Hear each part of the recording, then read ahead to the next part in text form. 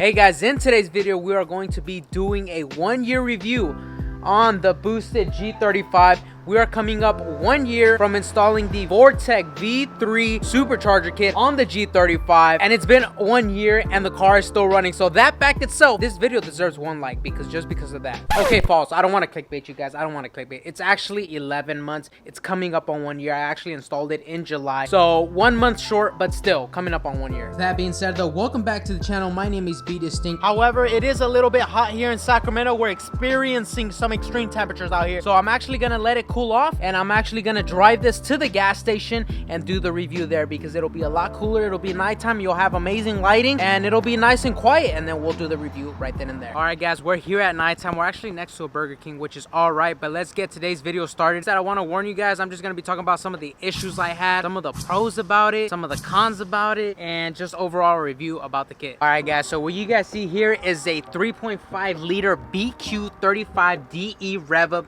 with the V3 Vortech Supercharger. Check it out, it's all chromed out. We actually need to clean it, man. We need to clean. You guys are an engine detailer, like hit me up. Like I haven't done an engine detail like ever, so you guys can make this look new, bro. Like hit me up, hit my line up. I might take you on that offer. These are some issues that you're gonna deal with, and this is how to prevent them, right? Issue number 1, belt slip. This belt right here, this one right here, this is known, this one right there, yeah, yep. Yeah. This is, oh hell, this is known as a cog belt. This will tend to slip because apparently when you full throttle it, this bracket right here, this black one right here, it'll like bend. It'll bend and it'll cause that to misalign and it'll rip. That actually caused my ECU to short and like literally bust, and I had to buy a whole new one and get tuned again. So you don't want to go through that problem. So how do you fix it? How do you fix it? Right here, buddy. You see this hardware right here on the side? This little brace right here connected to the chassis of the car, metal rod over here. Well, if you stop putting your finger and put the light. Okay. You guys will see that keeps the bracket hard and sturdy and prevents it from bending. That was able to fix my belt issue. Don't say I didn't help you.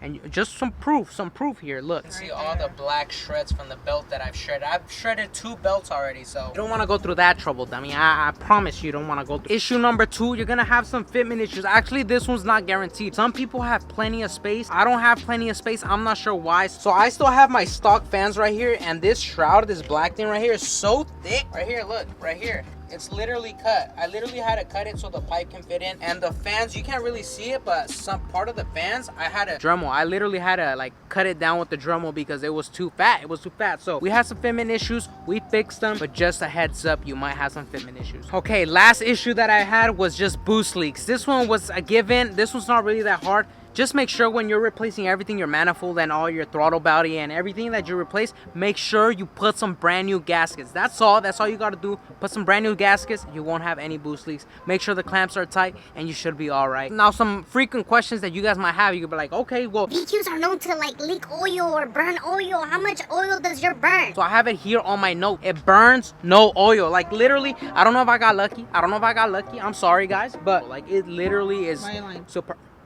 I change my oil every 3,000 miles. I never had to top it off. Like it literally does not burn oil. And then talking about oil changes, your supercharger, this is not oil fed. So this oil from the blower, it doesn't go straight to the engine oil. This is a separate oil. This is all held within this container right here. Vortech sells that oil. You can buy it on the website. I think it's like 50 bucks for like 3 bottles. It's not that bad, but I replace it every 3,000 miles. Same like as the engine, every 3,000 miles. You know, it sucks, you know, having to replace it kind of frequently, but honestly, it's just gonna be better in the long run. You don't want it to be all black and dusty and your car's gonna break. So just replace 3,000 miles. Even if it looks brand new, replace it, man. Your car's gonna be running on fresh oil every single minute. It's gonna last you a very long time. Another issue, the filter. The filter, I take it off whenever this starts looking super black. Right now it's getting black.